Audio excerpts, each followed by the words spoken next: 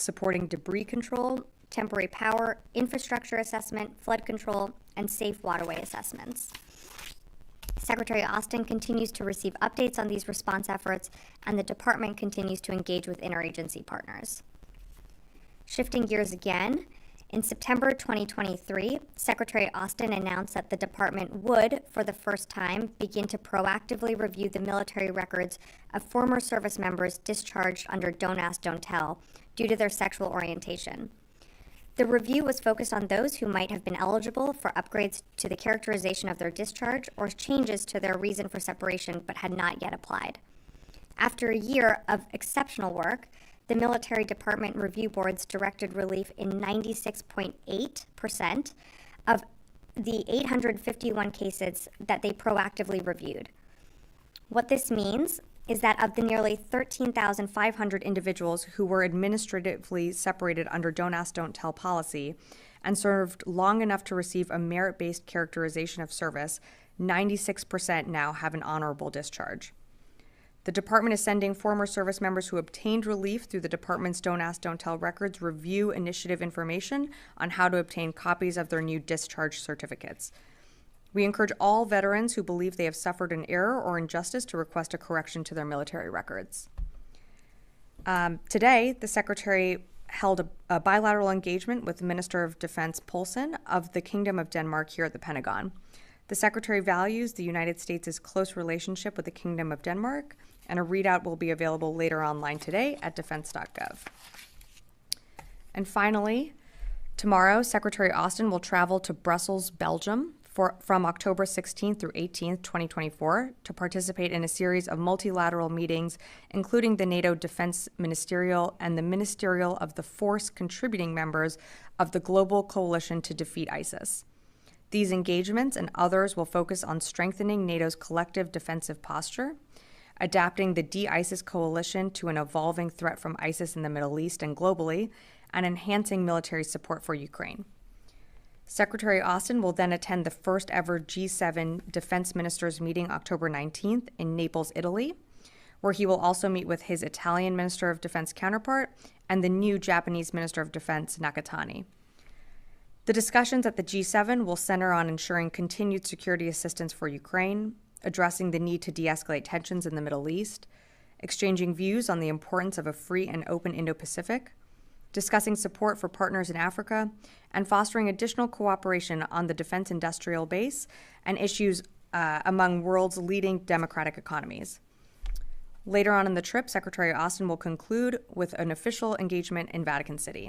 And with that, I'd be happy to take your questions. Tara, and I know that was a lot of the time. That was a lot. That's good. All right. So with the Secretary's consultations with Minister Gallant over the last couple of weeks since Iran's ballistic missile attack, has he been encouraging Israel to not retaliate against Iran's oil facilities or nuclear facilities? And is he encouraged by indications that that Israel may avoid those targets? So thanks, Tara, for the question. So as you saw over the weekend, the Secretary spoke with Minister Gallant twice. I don't have more to provide beyond those readouts.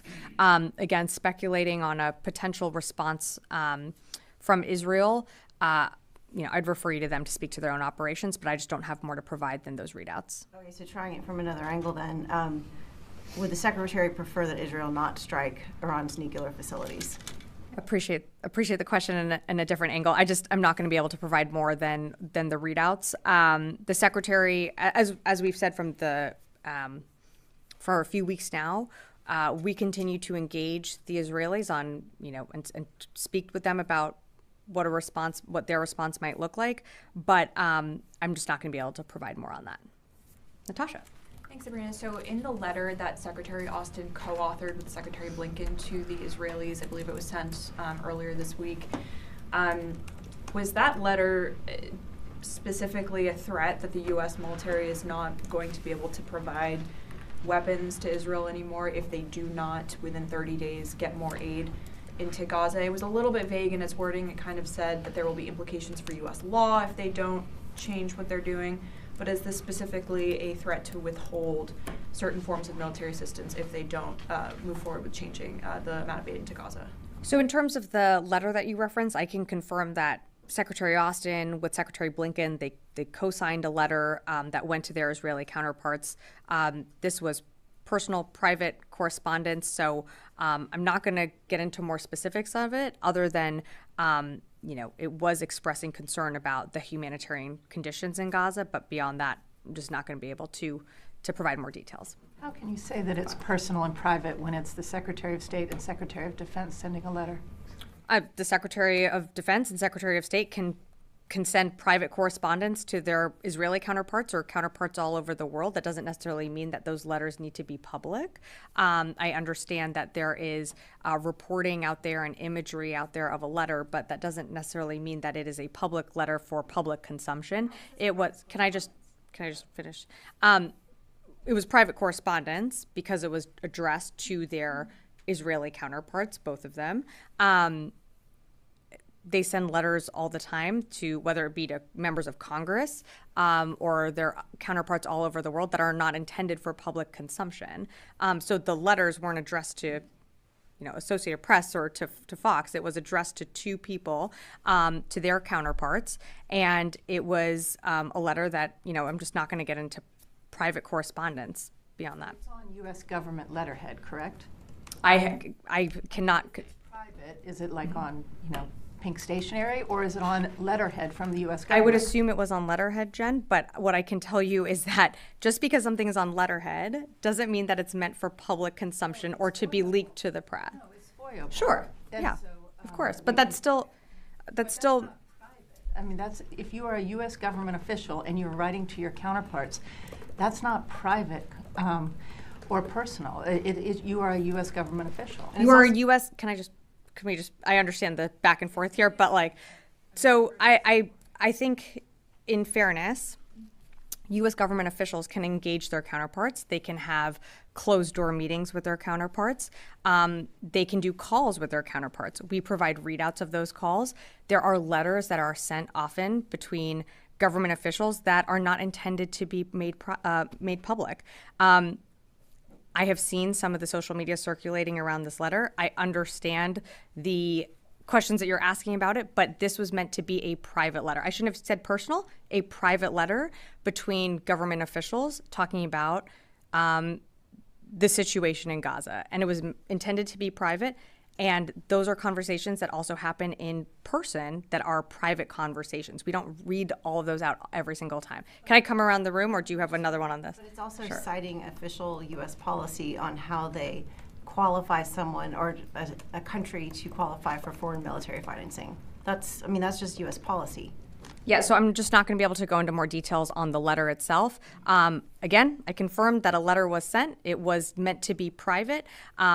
Someone obviously felt the need to get out this private correspondence, but I'm just not going to be able to get into more details on that. Phil. So the State Department, the spokesperson said that, talking about this letter, said that, we need, the quote is, we need to see further changes by the government of Israel. And I'm wondering, what can you talk about the Pentagon's views on changes to how Israel is safeguarding civilians or failing to do so? So I think, without speaking to the letter itself, you've seen us from this podium and from a few of the readouts that the Secretary has done with Minister Gallant speak about the deteriorating and dire humanitarian situation within Gaza. Just because there's other, engagements happening in the region doesn't mean that we've taken our eye off of what's happening in Gaza. And we know that, humanitarian aid still is stalling to get into Gaza and to reach, civilians that need it desperately. So that's some of the things that the Secretary talks about in his calls with Minister Gallant. Those are some of the things that we've also read out publicly in our readouts. This letter follows on a letter that I believe Secretary Blinken sent in April. We're looking to, see more, or to see concrete measures taken to address the humanitarian situation in Gaza, which we know continues to be an issue, and we want to see how they, conduct operations that they're considering civilians in the battle space, and that's what we've said from the beginning. And this administration's been criticized for failing to use its leverage, which is the weapons to Israel, to influence Israeli military actions. Is that a fair characterization, especially after this letter has now been made public? You know, I would push back on that. And again, without going down the rabbit hole of private conversations, but we have had very frank and direct conversations with the secretary has with his Israeli counterpart. I'm not going to go into a line item list of every single time they've done something differently because of our advice or because of conversations that we've had. But, we have seen them change their behavior in certain circumstances. Is there more that we are working with them on? There is, and we're going to continue to engage with them on that. So you've used that leverage. You've threatened to withhold weapons. I didn't say that. I said that we continue to have frank conversations with them. As you know, we do still have that one shipment of the 2,000-pound bombs currently still paused. But I'm just not going to be able to go beyond that. Joe. Thanks. On your advice, and you said you've seen some changes in their behavior. Among the things that the secretaries mentioned, that you just mentioned, were opposition to bombing or targeting densely populated areas in Beirut from Israeli airstrikes. We haven't seen that happen in the past couple of days. Is that something that they committed to the secretary or to anybody in this department of stopping? So I'm just not going to be able to go beyond the conversations and the readouts that we've provided. But one of the things that I think you've seen in the readouts is the secretary impart the need to take into account innocent civilians, whether it be in Beirut or on that on that border region in the northern part of Israel where they are conducting operations to clear where Hezbollah infrastructure is. We've always said from the beginning that civilians need to be considered in the battle space, and they measures need to be taken to protect innocent lives. That's something that is not new. It's something that we've continued to say from the very beginning. And on the THAAD, did Israel request that? It was a conversation between, I would say, both governments. I think it's fair to say that we've seen now 2 unprecedented attacks from Iran on April 13th and October 1st.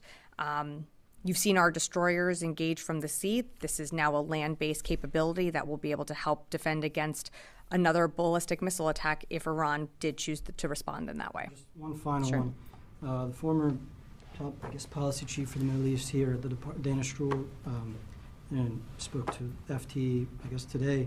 She says that the Israeli munitions issue is a serious issue, and that the U.S. cannot continue to supply Ukraine and Israel at the same pace because U.S. stockpiles are not limitless. Is the department able to provide weapons to both countries as long as needed? Well, I think it's fair. That's a fair assessment that, our supplies are not endless. You've seen us request supplemental packages to help, be able to support Ukraine and to support Israel.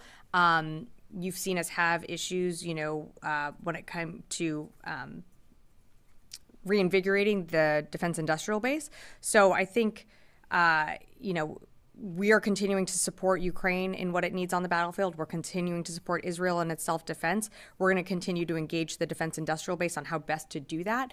But part of the way we have to work and to continue to do all this on all fronts is we have to work with Congress.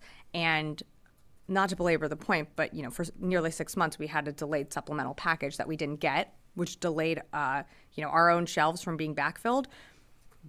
That puts pressure on the system. But one thing that we're always going to do is, and one thing that the secretary is always considering is our own readiness. So we always have to weigh that when we're supporting, whether it be Ukraine, the Middle East, and our, Israel's self-defense, our own forces, and then of course always keeping an eye on the Indo-Pacific. Anne. So putting the letter aside, is there anything that you can say that Secretary Austin wants to see done? What specific things does he want to see Israel do in the next 30 days to increase aid? And then also there was mention of the NSM-20. So is there a concern that Israel is breaking these policies that U.S. weapons are being used in possible war crimes? So just not going to be able to get more into the letter. In terms of what the secretary wants to see within Gaza, you've seen it in his readouts, what he said, that he wants to see, and what I read at the top is the humanitarian situation continues to deteriorate in Gaza. And that's why, we did what we did over summer, which surging and installing a maritime corridor in to get humanitarian aid in any way that we could. And we're also conducting airdrops as well. We know that more trucks need to get in. That is, and we've said that from the beginning when we installed JLOTs into the beach in Gaza. The land routes are the most effective way to get aid flowing to the civilians that need it most. So, of course, we want to see those corridors open up. That's something that the Secretary continues to emphasize in his calls. I'm not going to be able to go more into the letter other than what I said earlier, but the humanitarian situation in Gaza certainly remains on the Secretary's mind in all of his calls with Minister Gallant. Wafa. Hi, Sabrina. First, on the THAAD, that requires a significant number of boots on the ground.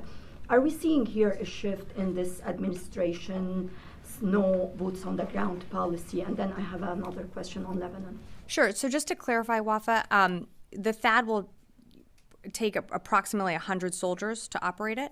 No change in terms of, take a step back. We've had personnel in Israel before October 7th. So we've had a relationship with Israel and having a military footprint there.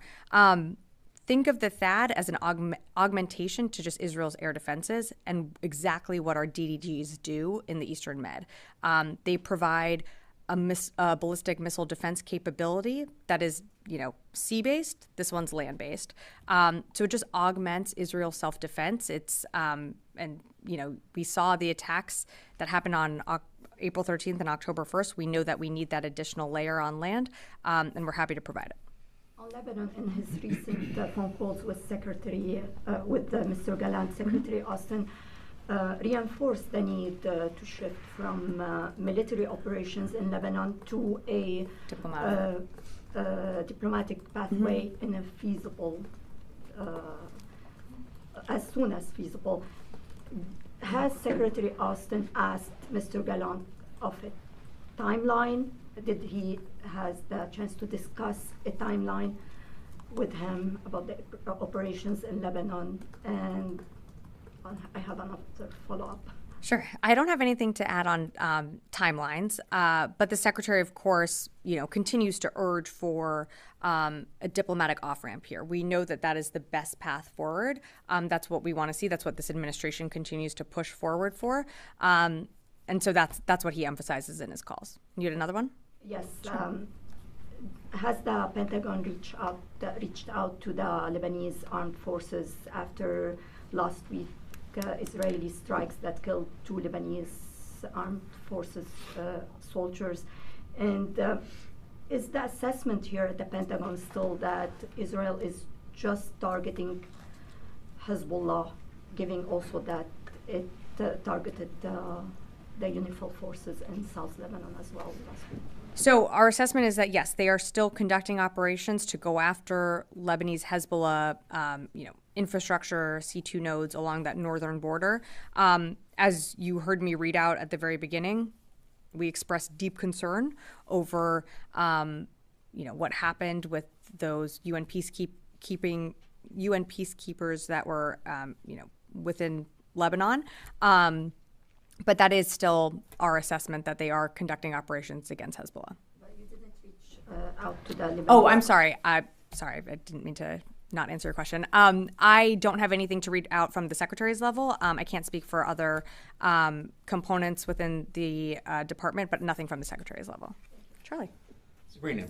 Charlie. Private or otherwise, there's a formalization about a letter. It's a document. It's Sure. signed. It can be traced. Who does that serve?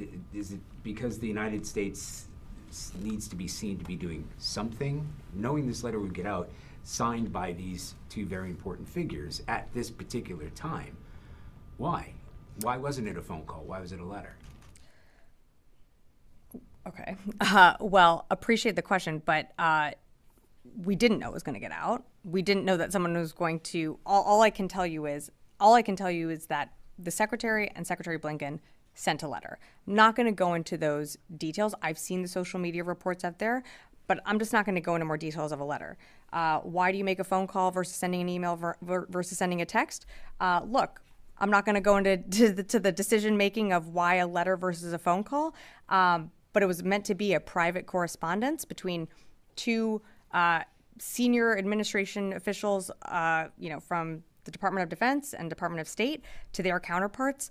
Again, I understand it is an official letter on official letterhead, but those correspondence are still, meant to be private, and so I'm just not going to go into more details on the letter. There's a paper trail. It was literally making a statement. It is literally a statement. Yeah, but Charlie, you also have to understand that we do statements that are press releases that are for press consumption. The secretary does calls with his counterparts all the time. We don't put, a live stream of that on defense.gov for everyone to listen to. Those are meant to be private conversations. This was a private correspondence with their counterparts. Again, I'm just not going to be able to go into more details on the list. Sure. In terms of when it becomes operational, I know we can't discuss that. But what specific role does it fill? What hole was missing in Israel's defenses, America's very robust defenses there, and why now? There's been lots of trouble in the past. What specifically does the THAAD bring to this fight that isn't there already? So you'll remember that on October 1st, it was approximately 200 ballistic missiles that Iran fired towards Iran. That was nearly double what we saw on April 13th. So they launched more of a certain capability. On April 13th, we had more of our fighters in the air shooting down UAVs and cruise missiles. Our fighters are not going to engage these types of ballistic missiles. The DDGs in the Eastern Med on April 13th were the ones that engaged the ballistic missiles. So what we saw on October 1st was them adjusting their strategy. We have to augment Israel's air defense systems. We are there to help in their air defense and in their self-defense, and in doing so, augmenting their air defense. So why now? Should Iran choose to respond again with, again, not trying to go down a hypothetical, but if it's more ballistic missiles or what we saw previously, a THAAD adds capability to Israel's air defenses and can help shoot those down and protect, innocent civilians there, and that includes Americans who are in Israel. We've made some of these force posture adjustments in the past. We are always nimble, always able to adjust as needed. This was a decision that the secretary decided to make. Fadi. Thank you, Sabrina. Of course.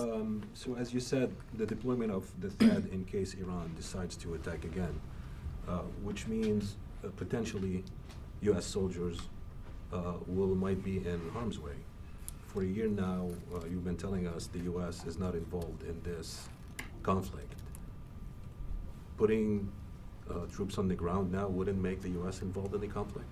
No, Fadi. What would you do, potentially these soldiers could be targeted as well by Iran?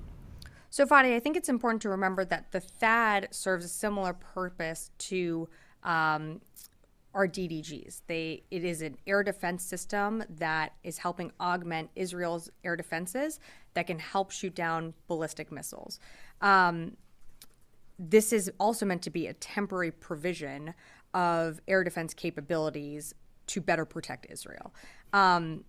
It's in keeping with our intent to reduce tensions, and it is, also there to help de-escalate. But of course, as the president has said from the beginning, we are there to support in Israel's self-defense. This is a capability that we felt was needed. Yeah, but assisting with the defense of Israel from a ship is different from putting forces on the ground inside Israel while Israel is being hit by ballistic missiles. Both forces in the sea or land are in harm's way, Fadi. Yeah, but putting them inside Israel is different, as from a political standpoint. This will potentially open up the door for maybe them being in harm's way and then the U.S. having to respond to Iranian attack. What I'm saying is, this potentially opens the door for U.S. to get more involved in this conflict, not the opposite. Fadi, just taking a step back, our destroyers in the Red Sea are getting shot at by the Houthis, pretty regularly. Our forces in Iraq and Syria getting attacked by Iran-backed militias, from October 17th, there was a regular cadence there. We have forces deployed all around the world in harm's way. And our forces are bravely serving to protect American citizens, and in this case, to help with Israel's self-defense. while I understand your question, again, this is an operational deployment very similar to what you're seeing, whether it be in the Red Sea or in the Eastern Mediterranean. This is a capability that is going to help augment Israel's air defenses. This is not meant to draw us into a larger regional conflict. It is a commitment that the president made that we will be there to stand in Israel's self-defense. Okay, I have one Sure. more question, although I'd like to note that deployment in the Red Sea is an international water.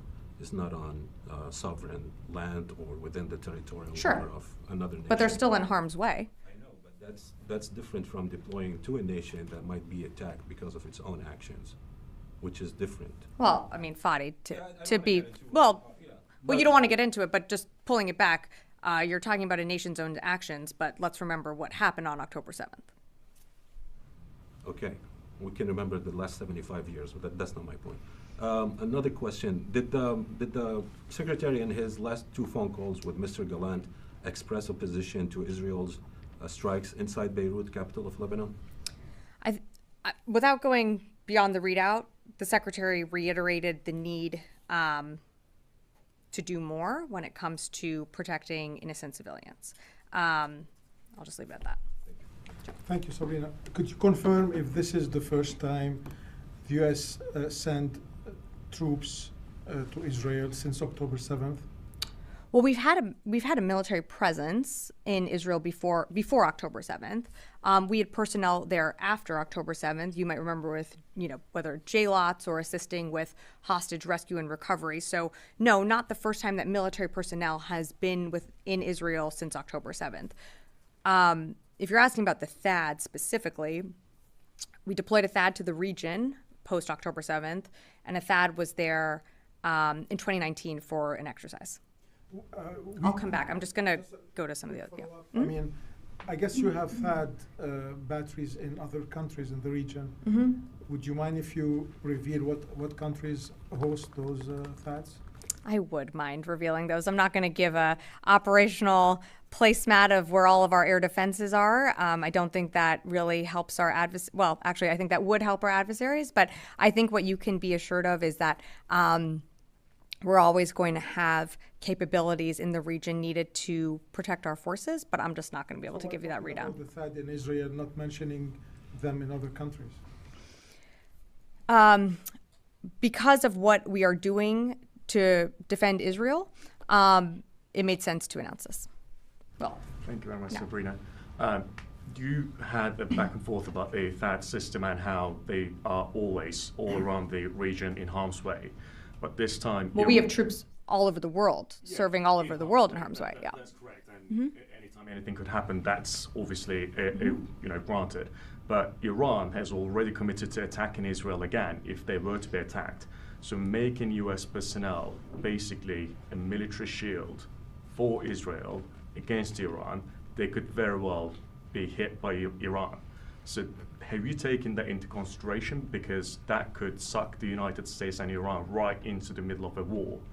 Well, let me be clear again. We don't seek a war with Iran, and we don't want to see a wider regional conflict. But Iran proxy groups have attacked U.S. forces, since October 17th, whether it be, at any of the bases in Iraq and Syria, or with our forces operating in the Red Sea, or in the Eastern Med. So, again, this is a capability that is land-based, but that serves a similar purpose to what our destroyers did on October 1st in the Eastern Mediterranean, which was to help augment Israel's air defenses. So far, the US has always said to Iran, don't, and they have done some stuff. So is that the basic message again, that we have US personnel now where you say you're going to attack, so don't attack at all? Is that the message? The message is that the United States stands with Israel in their self-defense, and that message has been clear from the very beginning. I will come on, Carla, yeah. Thanks. A couple of clarifications and then one that question.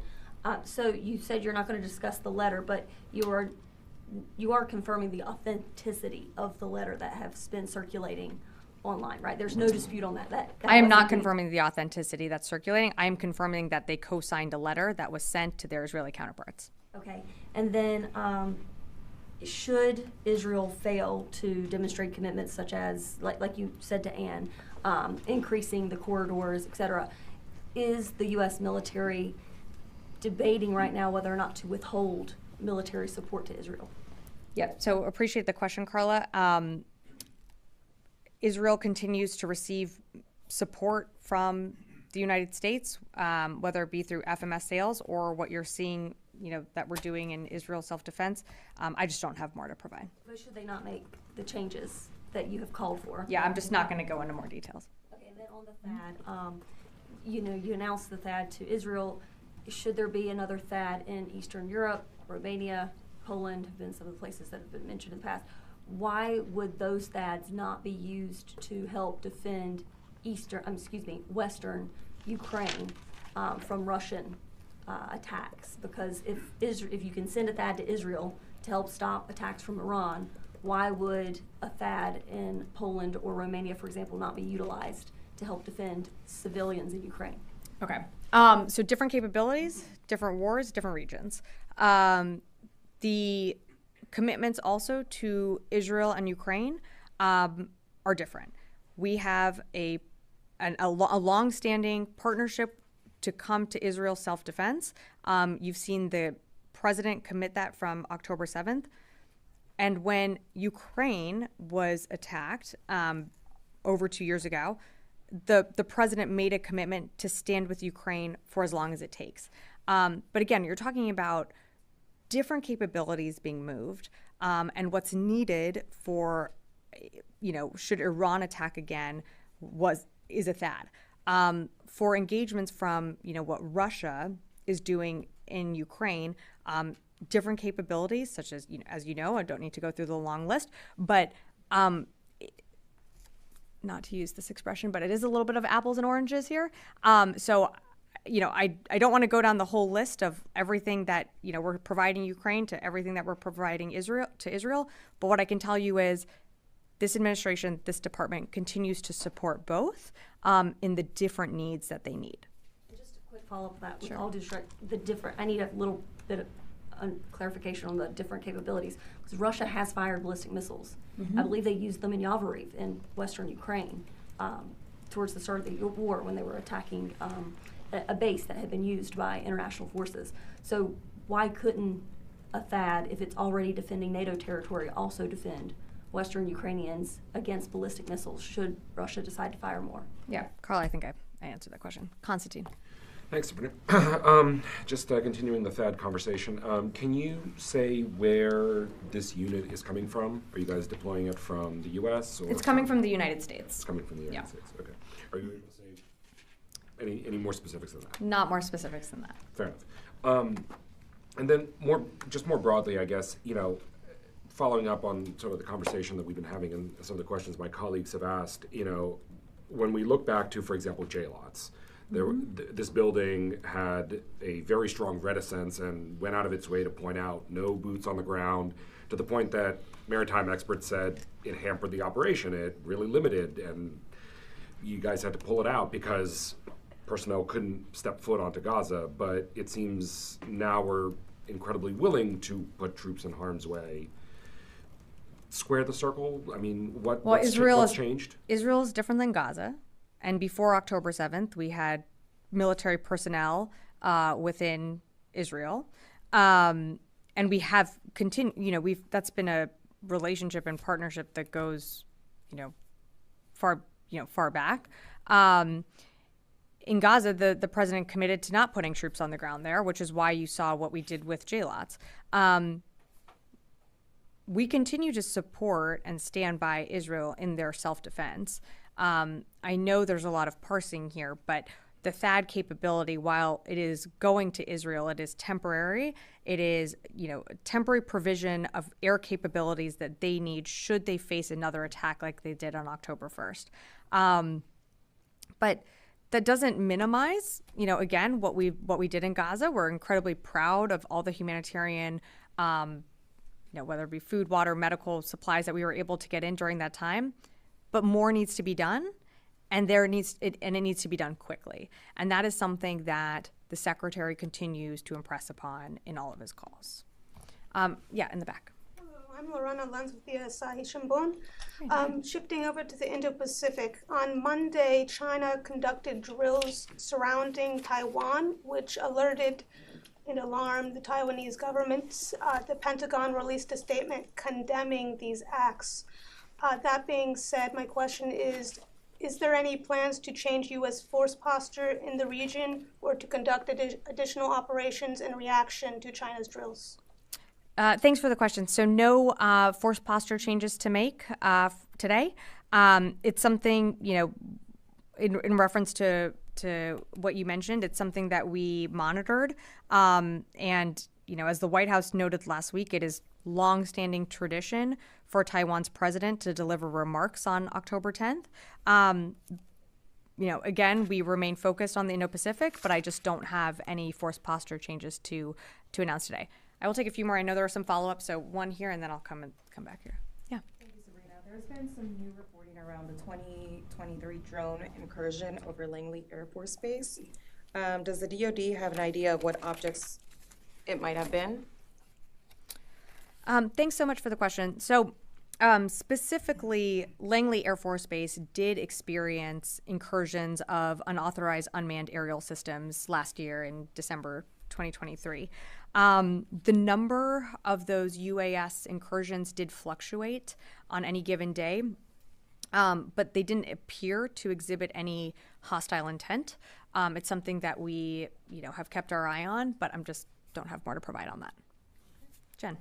Sure. I wanted to follow up on. Yeah, of course. So why couldn't the Air Force shoot down these drones if they were coming towards the base, over the base, if they were surveilling, which it proved that when one went down on January 5th, it was found to have video surveilling a sensitive base. Why couldn't they shoot them down? The Air Force can shoot down Cessnas if they get close to sensitive facilities in Washington, New York. So the commander, or any commander of any base, has the authority necessary to protect forces, to protect facilities, infrastructure, and capability there. So I'm not aware that they did not have any authority to shoot it down or to shoot anything down.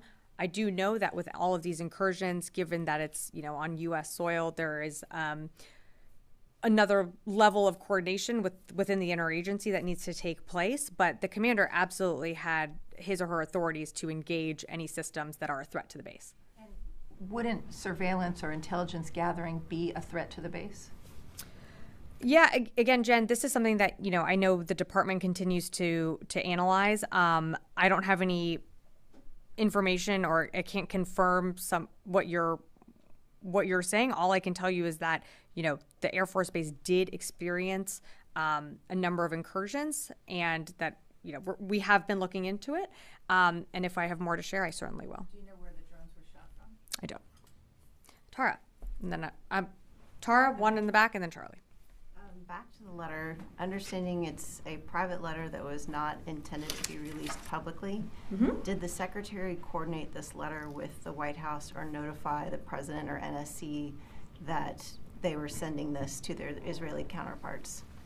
Yeah, so without going into the interagency court on private correspondence, I think it's fair to say that there was an effort by the interagency here. You can see that with one of the co-signers being Secretary Blinken, but I'm just going to leave it at that. But was the president notified, and was he supportive of this letter going out? You'd have to ask the White House. I'm not going to get into more details on that. Yeah, in the back, and then I'll go to Charlie. Thanks, Sabrina. Heads of German intelligence have reported an increase in Russian-backed sabotage and disinformation. There was one particular incident that was reported last week involving a package catching fire before being loaded on a cargo plane. There have also been reports of drones flying over critical infrastructure. Is the DoD aware of this? Is there some sort of increased cooperation with the German authorities regarding this? And other drones that were mentioned reportedly flying over military bases here being investigated in that context? And as a follow-up, what gave the impression that there was no hostile intent? That's in terms of the no hostile intent. That's our initial assessment. As I mentioned to Jen, who asked about this, while I don't have more to provide, it's something that we're continuing to do an assessment on. In terms of the reports that you're citing, I don't have anything to add to that. But what I can tell you is, the we always work with our German counterparts, and as you know, we have forces that engage with our German counterparts at different times, whether it be in exercises or in diplomatic channels or military channels, and something that we keep an open line of communication on. But I just don't have anything to add on those reports that you mentioned. Charlie, to close us out. You had mentioned the destroyers that were involved in the last large-scale Iranian attack. Do we ever get hard numbers for how many successful intercepts they got? They shot down multiple ballistic missiles, but I don't have the hard numbers. I will be honest with you that if there is another attack, I just don't think we're going to broadcast how many we were able to shoot down successfully, but I can tell you it was multiple. But there was a need that either the United States or Israel or both assessed that this is a significant step forward. You are symbolically and physically putting U.S. forces on Israeli soil, which is different than being at sea. So that need must have been so pressing. Was it because the attack was more successful, or did they get to the military bases? Are the Israelis that concerned about a large-scale attack from Iran to put U.S. forces on Israeli soil? The attack was almost twice as large as the attack that we saw on April 13th in terms of ballistic missiles that were used. So are we concerned? Yeah, of course we're concerned. Scale or higher? We don't know what a response could look like, but we're not going to also wait and find out. We're going to do things that we need to protect, whether it be U.S. forces or what you've seen us do before. We've taken force protection measures at our bases, move DDGs closer to the in the Eastern Med to help defend Israel. I completely acknowledge that this is different and that you're putting a capability with people on land, but it is also a capability that is similar to what is on those DDGs, and it helps augment Israel's air defenses. So we don't know what a potential possible response could look like from Iran, but what this does is it helps bolster the air defenses should there be a response. It's one additional system to help engage. Okay. All right. Thanks, everyone.